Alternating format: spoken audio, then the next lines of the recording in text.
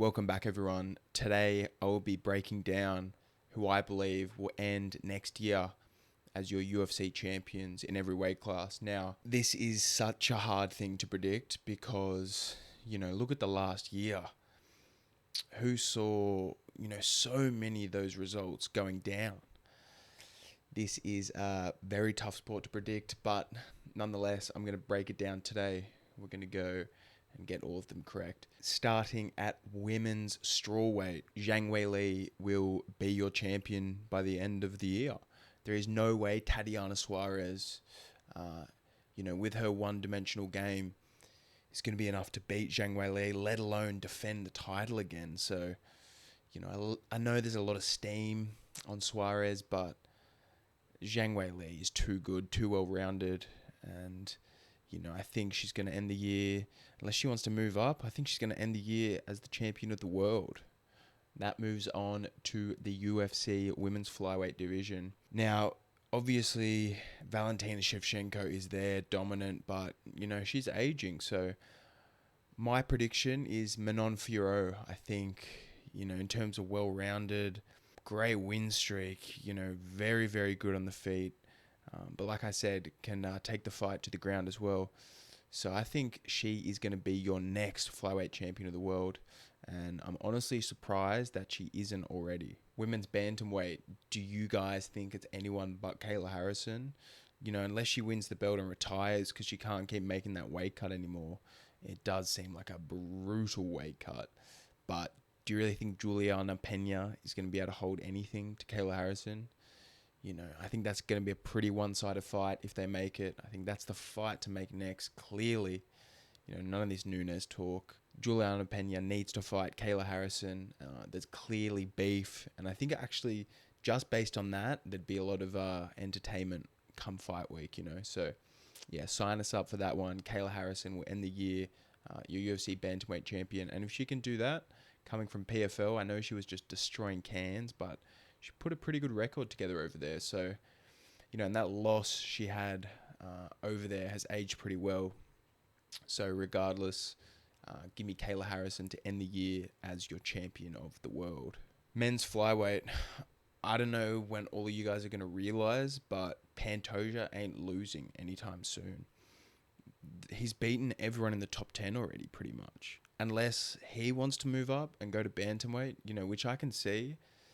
But I don't know if the UFC is going to give him that opportunity. How stacked bantamweight is, how many stars there are already in that division. Pantoja just does not get the love he deserves, unfortunately. But regardless, we talk about skill sets. The guy's a dog. Incredible grappling, incredible will to win. So, yeah, Pantoja, he is in his own league right now.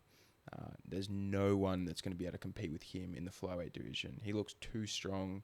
Like I said, too well-rounded. That grappling. And, he's just learnt on the job. Like, he has been here for so long. And to have stacked up the record he has is beyond impressive. So, Pantoja, yeah, he ain't going nowhere. Bantamweight. Now, this is a really tough one to call. I just can't go past the Nurmagomedov. I think Umar, he has that mystique around him, and I've fallen into it. It would be crazy to see Merab go out there and win. I would love that. Merab's really, really grown on me, not only as a fighter, but just as a character in general.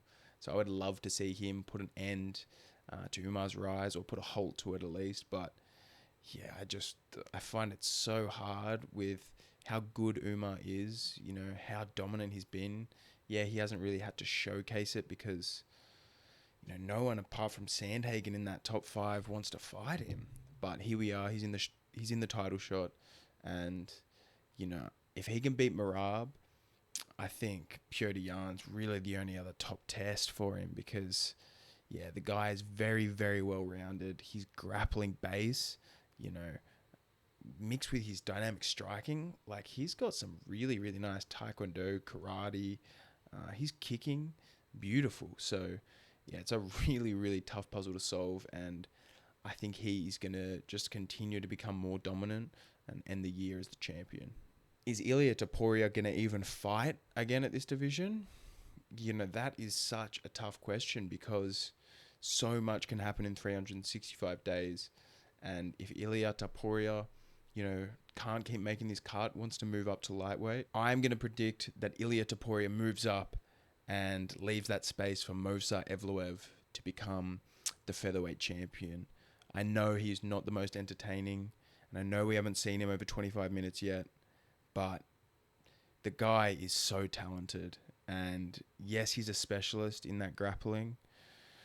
He is pretty well rounded. He does have striking, but it's not very dangerous. His grappling is his big game, and how he was able to out-grapple Sterling, who is smaller, but very, very good grappler. Yeah, I think if Ilia Topuria moves on, Evloev is going to step in and take that place. But if Topuria sticks around, yeah, no one's beating Topuria. Men's lightweight. This is where it gets really tricky, because Makhachev is there. And yeah, if Makhachev stays at lightweight, there's no one that's going to beat Makhachev. But I'm actually going to do a little bit of a shift. I think Ilia Topuria is going to be your men's lightweight champion by the end of next year. And yeah, like I said, I think Makhachev will have moved on by then. I think Makhachev is searching for greatness. Same with Topuria. And I don't know if their paths are going to cross, but I'm going to predict that they don't. And Ilia Topuria moves up, claims the men's lightweight title. He is so dominant, and I would love to see him grow into that frame a little bit more. Let's move to the welterweight division. This lines up perfectly because with Islam Makhachev moving up, no one's beating that guy. Islam Makhachev will be your men's welterweight champion.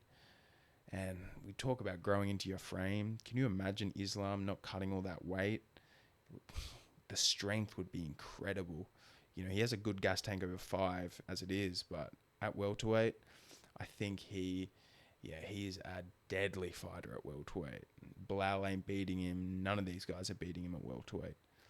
Islam, I think he's going to move up. Like I said, chase that greatness, and he will be your welterweight champion of the year. Middleweight, Chimaev all day. It has to be Chimaev. If he can stay healthy, I don't think there's any challenges for him at middleweight. Obviously, Duplessis is going to be a tough fight. But in terms of real challenges, I think Chimaev is going to beat all of these guys. And if he hasn't moved up as well, that's the crazy thing about doing a video like this, trying to predict something a year into the future. There's so many moving parts. But I'm going to predict Chimaev is your middleweight champion of the world by the end of the year. Men's light heavyweight, Poatan. It has to be Pereira. I think he's going to beat Ankalaev, unless he's retired. If he's still fighting this year, it's going to be Pereira. The guy is improving. There's some big fights left for Alex Pereira, Poatan, in the UFC, and I cannot wait to see them. But yeah, in terms of dominance, I don't see anyone beating him at 205. So yeah, unless he moves up to heavyweight or retires, Poatan is going to stay as the king of the light heavyweight division. And that brings us to the big boys, heavyweights. Even if Jones has one more fight and wins, I think he's going to walk away. I think Tom Aspinall, regardless if he even gets the John Jones fight, wins or loses, I think Tom Aspinall is head and shoulders above the rest of the division. It's John and Tom at the top, and then the rest of these guys. I think, yeah, that's a pretty easy one, but Tom Aspinall, what he showed us already, there is still a few questions because he's just steamrolled everyone so quickly.